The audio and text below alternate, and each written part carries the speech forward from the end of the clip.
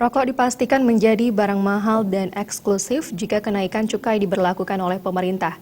Dipastikan hanya orang-orang tertentu saja yang mampu membeli rokok. Ketua Komisi 3 DPRD Bali Nengat Tamba mengatakan pemerintah berwacana menaikkan cukai rokok. Diperkirakan kenaikan harga rokok mencapai Rp50.000 per bungkus. Ketika harga rokok mahal, dipastikan rokok menjadi barang eksklusif. Rokok dipastikan tidak lagi mampu dibeli setiap hari oleh masyarakat menengah ke bawah, tetapi hanya mampu dibeli oleh kalangan tertentu.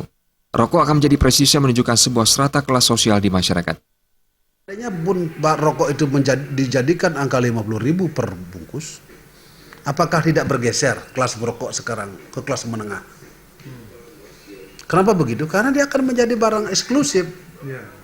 Rokok itu akan menjadi barang eksklusif, ya kan? Jadi barang mahal.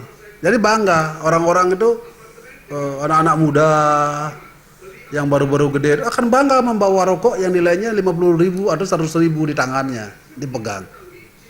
Eksklusif dia, gitu loh. Paham itu? Sama orang membeli handphone. Kalau handphone sudah harganya mahal, orang akan pegang begini handphone.